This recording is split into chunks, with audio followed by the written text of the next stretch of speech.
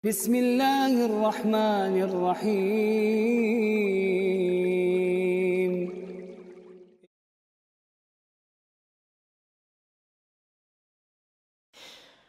Nah, karena pernikahan ini adalah merupakan ikatan seumur hidup, itu maknanya bahwa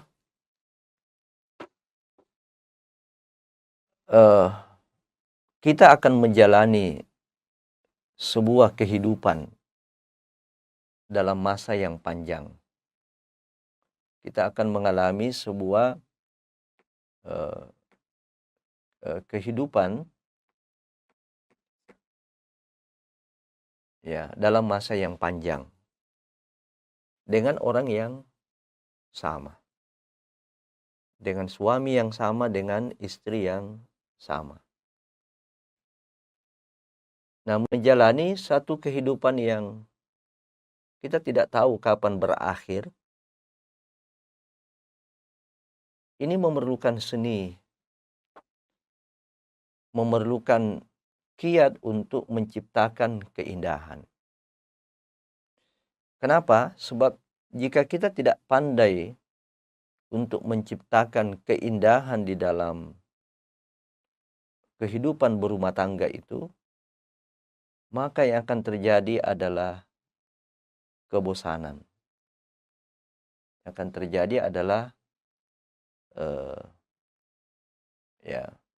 sini kita lihat, yang akan terjadi adalah kebosanan, kelelahan, kehambaran, dan ada kejenuhan. Ya. Nah, ini kondisi-kondisi yang sifatnya lumrah terjadi dalam kehidupan berumah tangga ini. Ya, kalau menjalani kehidupan berumah tangga yang kita akan lalui dengan masa yang panjang, lalu kemudian pada masa yang panjang itu tidak ada keindahan, tidak ada penyegaran-penyegaran di dalamnya, maka pastilah akan terjadi adalah kebosanan, kelelahan di dalam melayani, kelelahan di dalam memberikan perhatian, kelelahan di dalam memenuhi hak dari pasangan masing-masing, akan terjadi kehambaran, ibarat sayur yang tidak ada garamnya.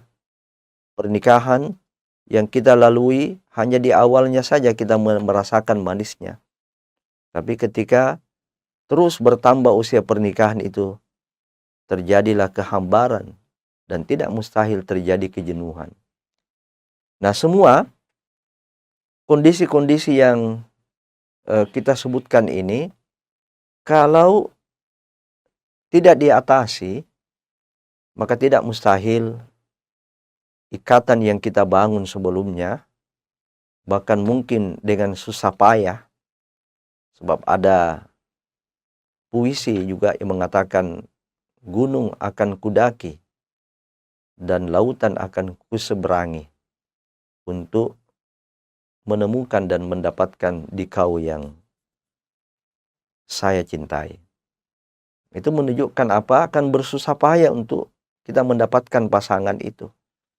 Tetapi jika kehidupan berumah tangga ini kita lalui, tidak ada variasi-variasi di dalamnya, tidak ada keindahan-keindahan di dalamnya, yang ada hanya ketegangan, maka tidak mustahil rumah tangga ini akan bubar. Nah, disinilah pentingnya kita menciptakan sebanyak mungkin momentum keindahan dan romantis. Ya, disinilah pentingnya kita menghadirkan dalam rumah tangga ini momen-momen di mana pasangan itu merasakan ada keindahan, bukan ketegangan, bukan eh, suasana yang mencekam, dan juga bagaimana kita berupaya untuk menghadirkan sebanyak mungkin momentum-momentum romantis. Adalah teladan kita Rasulullah Shallallahu Alaihi Wasallam, teladan tidak hanya dalam satu aspek kehidupan, tetapi beliau Shallallahu Alaihi Wasallam adalah multi teladan, termasuk di antaranya adalah teladan di dalam mempraktekkan momentum romantis atau suasana-suasana romantis di dalam rumah tangga.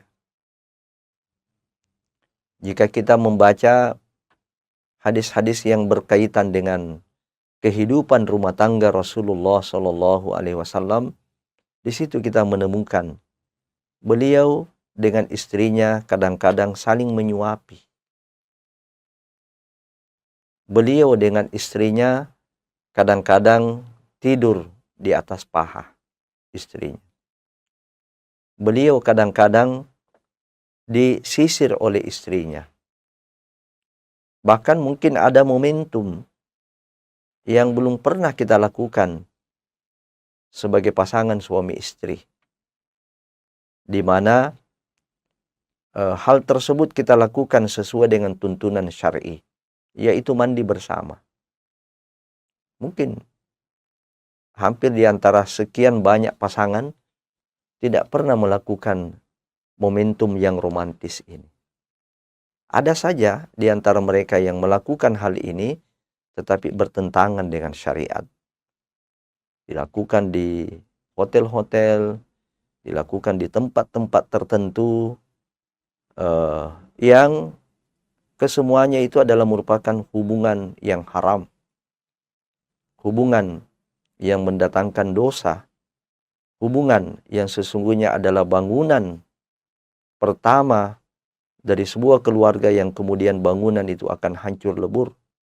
Kenapa? Karena kita membangun rumah tangga ini tidak dengan fondasi yang kuat, yaitu fondasi mentaati syariat Allah Subhanahu wa Ta'ala.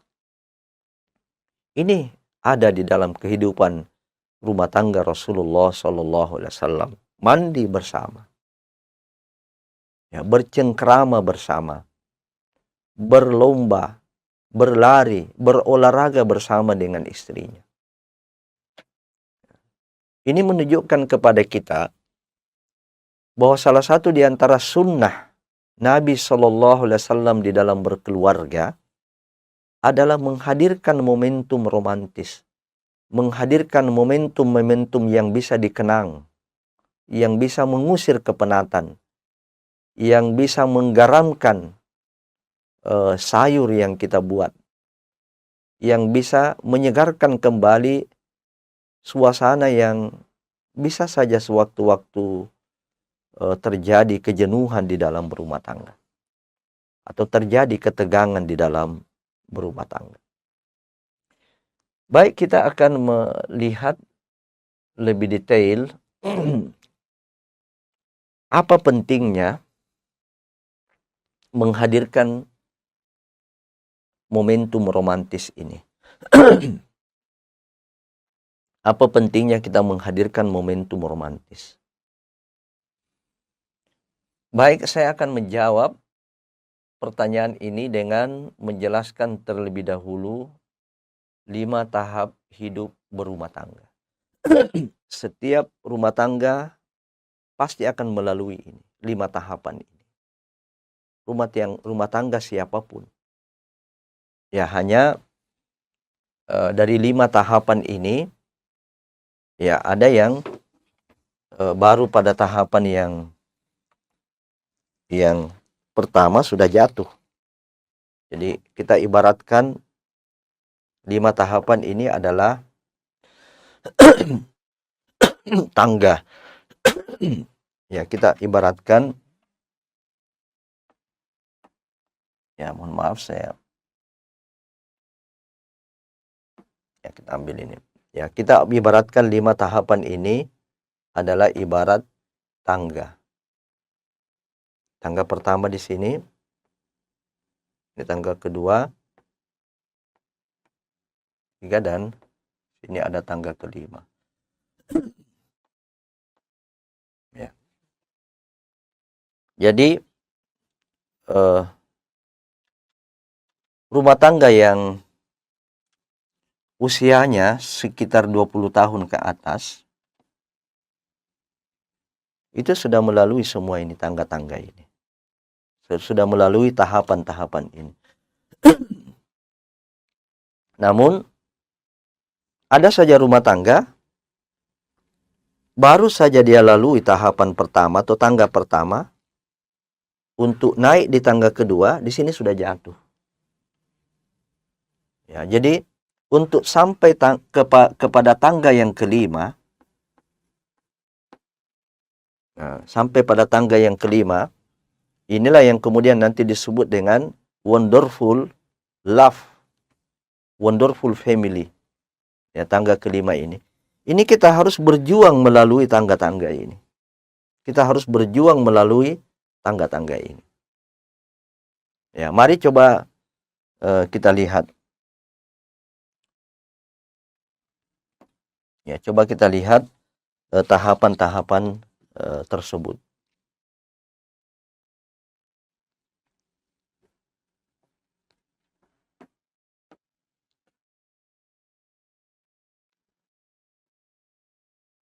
Ya, mana anunya? Baik. Coba di next. Mari kita melihat 5 tahapan tersebut. Yang pertama adalah romantic love. Ya, yang pertama aja dulu. Nah, ini juga disebut dengan tahapan bulan madu.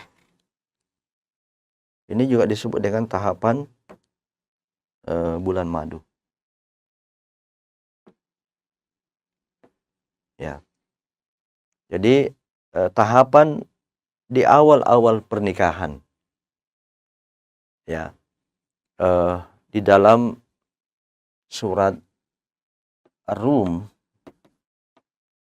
surat 30 ayat 21 diistilahkan tahapan ini adalah mawaddah, wa ja'ala bainakum mawaddah warahmah. Jadi bercorak fisik, kecintaan yang bercorak fisik.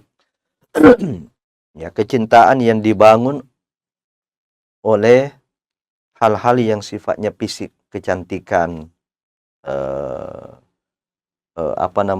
body yang bagus, ya, boleh jadi juga adalah harta dan hal-hal yang sifatnya fisik.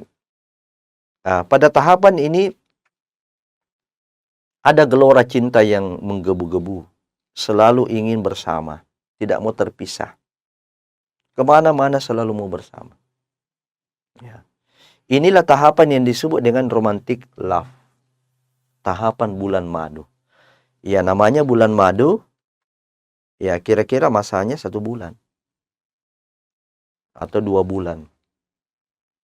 Nah, berikutnya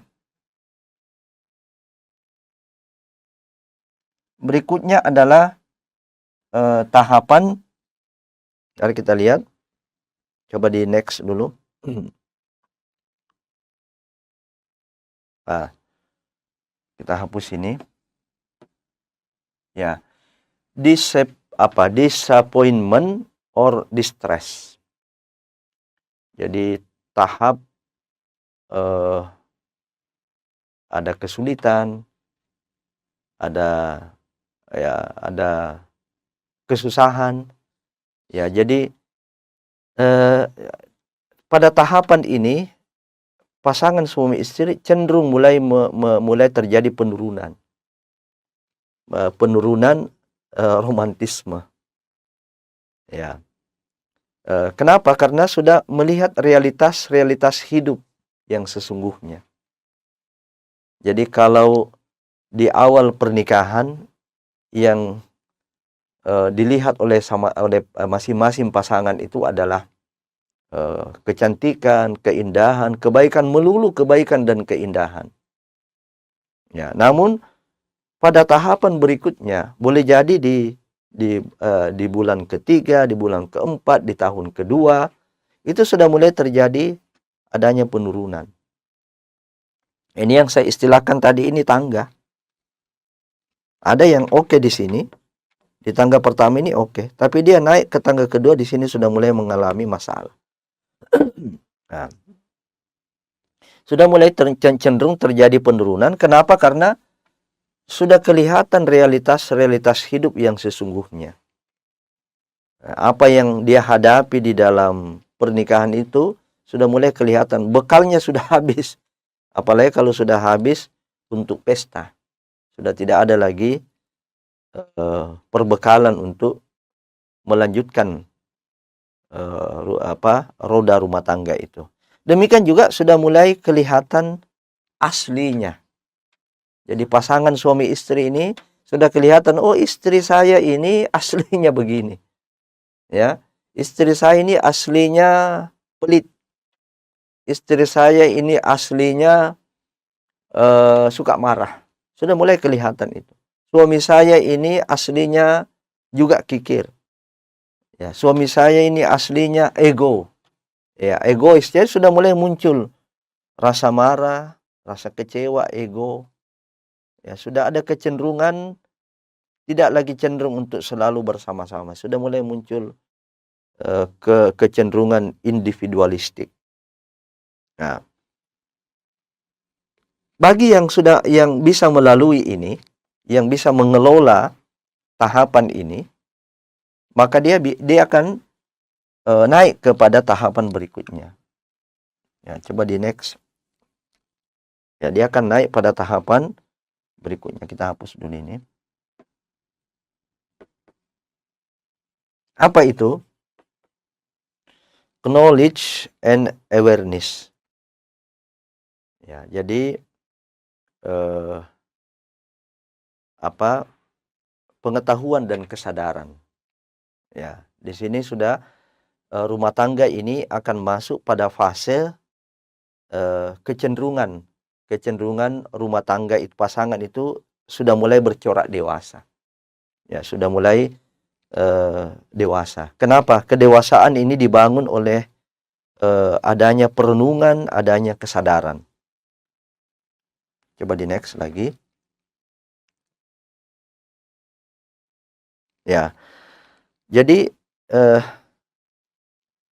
tahapan ini yang disebut dengan tahapan knowledge and awareness, tahapan pengetahuan dan tahapan kesadaran. Nah, tahapan ini coraknya sudah mulai bercorak dewasa. Pernikahan itu sudah mulai ada kedewasaan. Ya, mungkin di usia 10 tahun. Ya, atau boleh jadi dia mengalami kelambatan. Jadi sesuatu yang relatif, ya, usia pernikahan itu sifatnya relatif. Ya, dia masuk pada tahapan-tahapan berikutnya. Nah, dari mana didapatkan knowledge and awareness ini? Itu dari banyak bergaul, banyak berinteraksi. Jadi coba kita ingat bahwa pribadi yang tidak suka bergaul dengan orang lain itu lambat kedewasaannya. Ya. Jadi pribadi yang tidak suka bergaul dengan orang lain itu akan mengalami kelambatan dalam kedewasaan.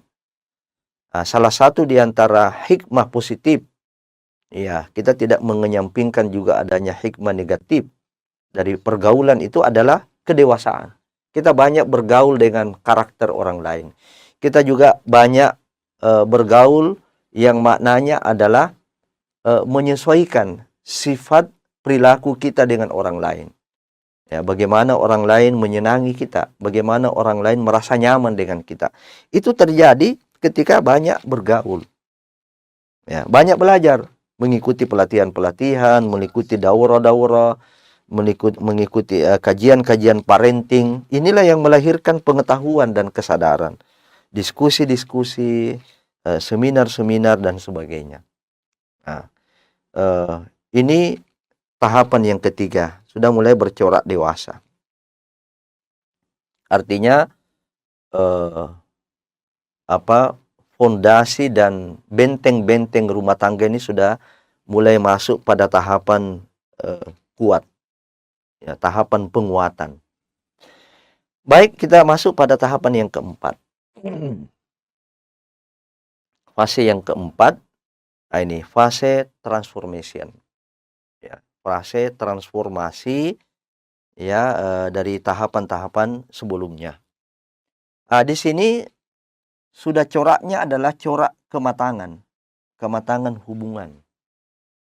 Ini tadi dia menjadi satu pilar, ya, pilar penting untuk tegaknya rumah tangga yang sakinah mawaddah warahmah. Di sini lebih naik lagi, ya, yaitu mulai terjadi kematangan hubungan. Pasangan suami istri semakin menghayati makna kehidupan berumah tangga. Apa sesungguhnya hakikat kehidupan berumah tangga ini? Ini ada pada tahapan begini, ya.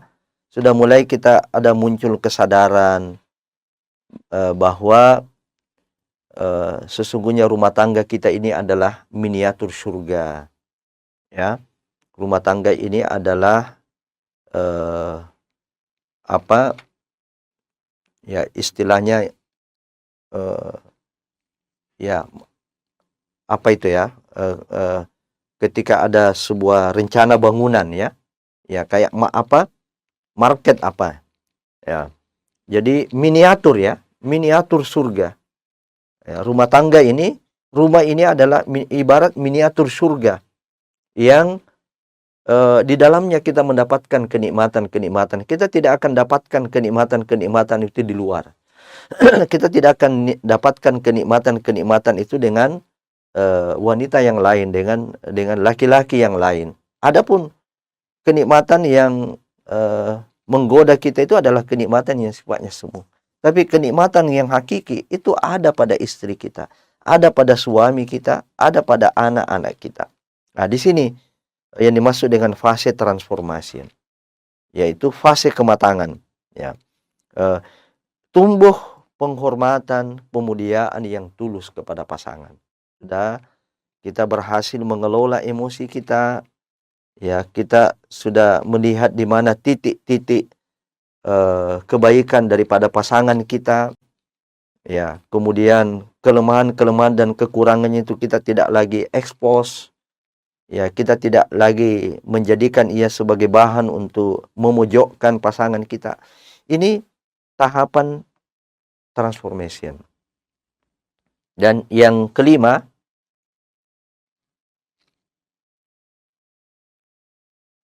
ya, ini kurang nampak, kurang kelihatan. Inilah real love. Inilah sesungguhnya disebut dengan cinta yang nyata, ya. Jadi inilah keluarga yang hakiki, ya.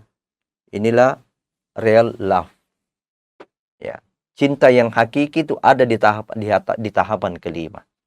Ada di tangga puncak, ada di tangga yang tertinggi, di tangga yang kelima, ya. Yaitu terciptanya kesejiwaan suami istri. Terciptanya bukan lagi mawaddah, tapi rahmah di sini yang muncul.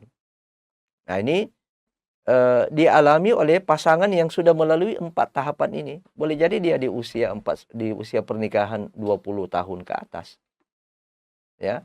20 tahun ke atas ini baru dia rasakan ini real love, ya. Real, ya, real love. Inilah cinta yang hakiki. Inilah cinta yang nyata, ya, yaitu terjadinya persenyawaan, ya, terjadinya kesejiwaan suami istri, ya. Engkau bagian daripada diri saya, aku bagian daripada diri engkau. Dia tidak bisa dipisahkan lagi, ya. Kemarin kita memperumpamakan kesejiwaan itu ibarat 2 unsur yang bersatu yang tidak bisa lagi dipisahkan, seperti air. Air ini terdiri atas 2 unsur, unsur hidrogen dan unsur oksigen. Ini sudah bersenyawa, ini sudah bersejiwa. Ya, ini tidak bisa lagi dipisahkan. Air ini tidak bisa lagi kita pisahkan. Dia sudah bersenyawa, sudah membentuk unsur lain. Ya, namanya air. Ya, tapi unsur ini menurut rumus kimia ini terdiri atas dua unsur, hidrogen dan oksigen. Tapi kita tidak bisa lagi melihat mana di sini hidrogennya, mana di sini oksigennya. Ya, nah, inilah yang kita harapkan. Ini yang kita harapkan, keluarga yang kita bangun ini setelah melalui berbagai tahapan, melalui berbagai fase-fase kehidupan ini, dia sampai pada real love. Inilah wa ja'ala bainakum mawaddatan warahmah. Nah, ini tidak lagi bercorak fisik. Kecintaan di sini dibangun tidak lagi bercorak fisik. Ya, tapi dia bercorak apa? Bercorak imaniyah. Bercorak kesadaran. Ya, bercorak ruhiyah, batiniyah, bukan lagi hal-hal yang sifatnya fisik. Ya, cobalah lihat pasangan orang-orang tua kita dahulu, nenek-nenek, kakek-kakek, begitu setianya mereka itu. Ya, begitu setianya mereka itu. Punya anak, punya cucu yang rumahnya bagus kayak hotel, ya. Tapi mereka berdua ini lebih senang dia tinggal di rumah gubuk. Terasa gelisah kalau salah satunya berpisah. Ya. Kenapa? Karena sudah real, mereka sudah merasakan real love. Cinta yang betul-betul hakiki, cinta yang betul-betul nyata. Nah, di sini apa yang paling berperan? Apa yang paling berperan untuk menciptakan real love ini?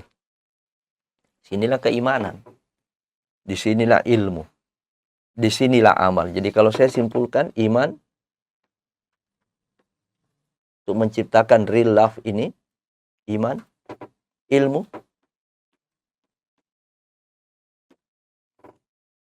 amal. Bagaimana keluarga itu terus memelihara iman, terus berada dalam suasana ilmu, majelis ilmu. Ya. Kemudian ini amal, terus beramal, bersedekah, mengamalkan apa yang diilmui itu. Ya. Dan yang keempat adalah apa? Ya, iman, ilmu, amal, dan yang terakhir adalah ya, bukan takwa. Jadi ini ya, tiga ini yang terpenting ya. Iman, ilmu, dan amal. Nah, saya lupa ada komunitas di sini. Jamaah. Jamaah orang soleh. Komunitas orang-orang soleh. Nah, jadi pasangan suami istri, istri tetap punya komunitas dengan wanita-wanita soleh. Suami punya komunitas dengan laki-laki yang soleh. Nah, mungkin ada yang bertanya, di mana di sini kaitannya momentum romantis dengan tahapan-tahapan ini. Nah, saya sudah sebutkan tadi bahwa romantisme yang sifatnya otomatis itu hanya ada di tahap pertama. Ya, ini ibarat apa? Ibarat bonus ya bagi yang menikah. Romantisme cinta, romantisme keluarga itu umumnya hanya terjadi di awal. Tetapi di tahapan berikutnya, di tahapan kedua dan ketiga, di sini butuh perjuangan. Di sini butuh mulai di sini di sini mulai di tahapan kedua ini ya, terutama di tahapan kedua ini, disinilah dibutuhkan momentum romantis ya dari keluarga ini ya. Disinilah dibutuhkan momentum romantis itu. Coba kita lihat slide berikutnya. Kita buka slide berikutnya. Kita akan sampai pada kesimpulan untuk apa ya, untuk apa momentum romantis ini. Pertama, menikmati keindahan dan kebahagiaan hidup berumah tangga. Ya, jadi sungguh berbeda pasangan yang melewati kehidupan rumah tangga dengan banyak momentum romantis dibandingkan dengan keluarga yang melewati kehidupan berumah tangga itu hanya dengan ketegangan dan kecemasan. Ya. Jadi ada saja rumah tangga yang seperti itu. Dia lalu tahun demi tahun daripada perjalanan hidup berumah tangga ini ketegangan demi ketegangan. Akan beda kalau rumah tangga itu selalu ada momentum-momentum romantis. Dan yang kedua, manfaat daripada menciptakan momentum romantisme di dalam rumah tangga ini adalah untuk menjadi recall. Ya, recall bisa dipanggil ulang. Momentum-momentum romantisme itu bisa dipanggil ulang saat terjadi kejenuhan. Ya, karena kejenuhan, kebosanan di dalam rumah tangga itu adalah sifat yang lumrah. Innallaha la yamal hatta tamallu. Sesungguhnya Allah tidak akan pernah bosan sampai kamu bosan. Ya. Jadi sifat yang haram bagi Allah itu adalah sifat bosan, sifat jenuh. Sedangkan sifat yang melekat pada setiap manusia adalah kejenuhan. Sampai masuk juga ke dalam kehidupan berumah tangga. Di saat terjadi kejenuhan, disinilah pentingnya menghadirkan momentum romantis ini. Disinilah pentingnya kita merekol kembali. Kita memanggil ulang kembali suasana-suasana romantisme dalam kehidupan berumah tangga ini. Terakhir, statement terakhir, ini dari bagian pertama kajian kita tentang menciptakan momentum romantis, bahwa momentum romantis itu akan sangat terasa manfaatnya ketika perjalanan keluarga memasuki tahun ke-10, apalagi tahun ke-20. Tahun penuh tantangan dalam kehidupan berumah tangga kita. Maka hal yang harus kita hadirkan itu adalah menghadirkan momentum romantis. Ini yang dapat kita sampaikan pada hari ini. Insya Allah pada hari Selasa yang akan datang kita akan berbicara lebih jauh lagi bagaimana tips menghadirkan momen romantis dalam kehidupan berumah tangga itu.